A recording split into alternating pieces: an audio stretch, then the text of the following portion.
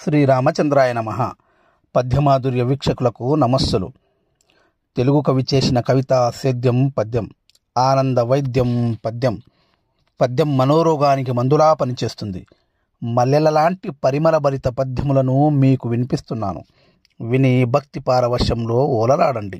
శ్రీపదమని పూసలు జనహితమగు రాతలు వడిచెర్ల సృష్టించిన నవ కవితల మెరుపులు అంటూ వడిచెర్ల సత్యం సృష్టించిన మణిపూసల కవితా ప్రక్రియ నేటితో 6 వసంతాలు పూర్తి చేసుకున్న శుభ సందర్భాన వడిచెర్ల సత్యం రచించిన చెరువు నవ్వింది గ్రంథం నుంచి కొన్ని ఆనిముత్యాల లాంటి మణిపూసలను మీ ముందు ఉంచదలిచాను.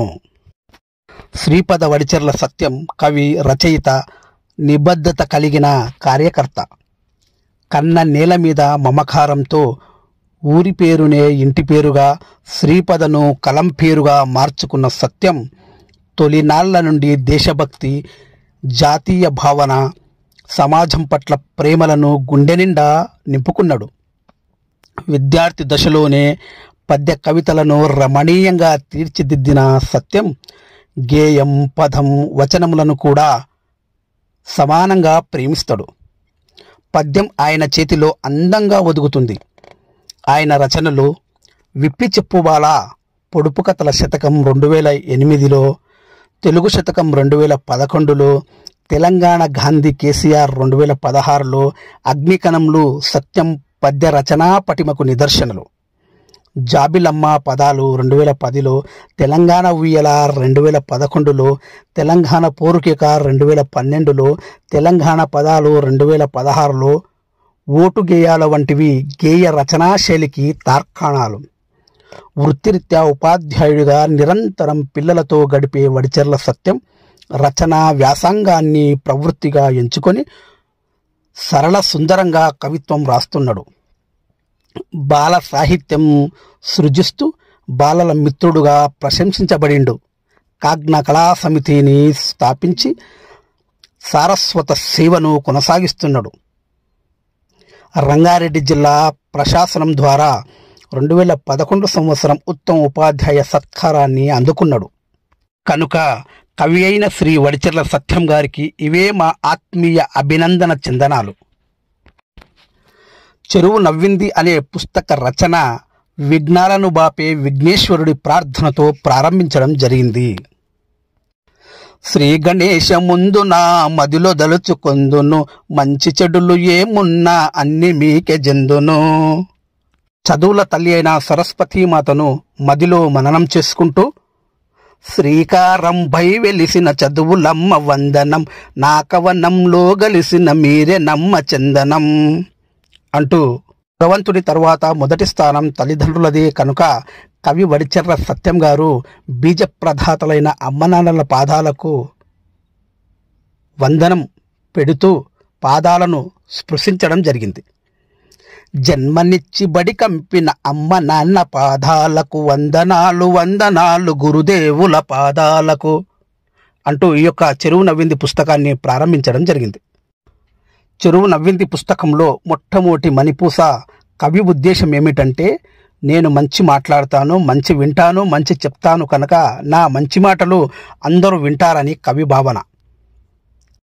శ్రీకారం కృత్యాధిన ఉండాలని అంటారు, మంచి మాటలు ఎవరైనా తప్పకుండా వింటారు.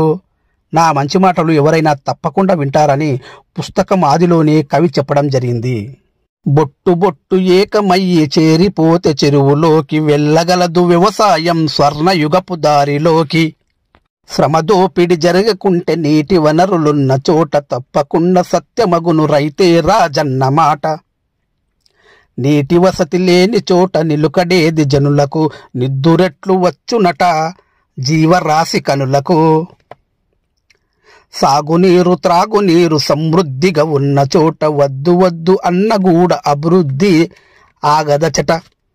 దేవతలకు వేరొక్కటి ఉందంటారు అమృతం, తాగునీరు సాగునీరే మానవులకు అమృతం. సుజలాం సుఫలాం ప్రజలకు శీతలాం కావాలి, వరదలకు వాగులకు అడ్డుకట్ట వేయాలి.